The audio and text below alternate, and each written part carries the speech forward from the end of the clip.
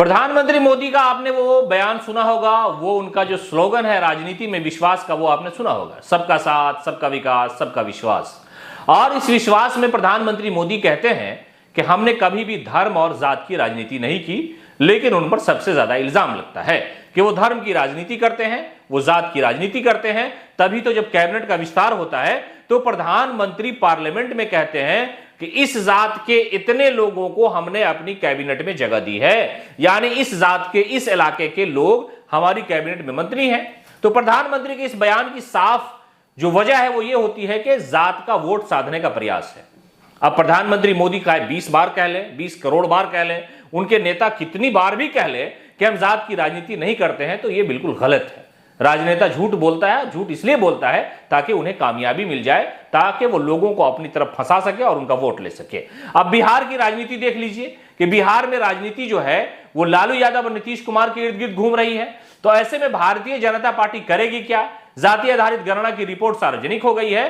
तो ऐसे हालात में सबका साथ, सबका विकास, सबका विश्वास का जो नारा है उसको किनारा किया जा रहा है। और अब भारतीय जनता पार्टी जात की राजनीति पे उतर आई है। उतर इसलिए आई है, ऐसा हम क्यों कह रहे हैं कि जो इंटरनल रिपोर्ट आई है बीजेपी की तरफ से, वो इसमें इस बात का खुलासा किया जा रहा है और इसको लेकर के प्लानिंग की जा रही है। और ये प्लानिंग अमित शाह तक चली गई है, पूरा पेपर तैयार हो गया है और ये बस शुरू ही होने वाला है। इस महीने के अंतिम में या अगले महीने के शुरू में ये शुरू हो जाएगा कि भारतीय जनता पार्टी बिहार के सभी विधानसभा सीटों में जात के आधार पर रैली करने जा रही है। यानी यादव रैली होगी, एससी एसटी रैली होगी, ओबीसी रैली होगी, यानी सभी समाज की रैली करने के लिए बीजेपी ने अपना पूरा प्लान तैयार कर लिया है। और जात के आधार पर भारतीय जनता पार्टी रैली करेगी। सभी इलाकों में जिस जात की जितनी आबादी है वहां उसी जात के नाम की रैली आयोजित की जाएगी भारतीय जनता पार्टी के द्वारा। जैसे अगर आप मान लिया जाए कि किशनगंज में मुसलमानों की आबादी है तो वहां पर मुस्लिम अधिकार रैली भारतीय जनता पार्टी की तरफ से बुलाई जा सकती है। अगर मान लिया जाए कि राजधानी पटना के पाटलिपुत्र इलाके में अगर भारतीय जनता पार्टी को रैली करनी होगी तो वहां पर यादव समुदाय की रैली की जाएगी। तो कुल मिलाकर के भारतीय जनता पार्टी सबका साथ, सबका विकास, सबके विश्वास को अलग करके एक जाति आधारित जो राजनीति है उसकी शुरुआत बिहार में करने जा रही है। और ये इसलिए की जा रही है क्योंकि जो जाति आधारित गणना की रिपोर्ट आई उससे सबकी नींदें हराम है।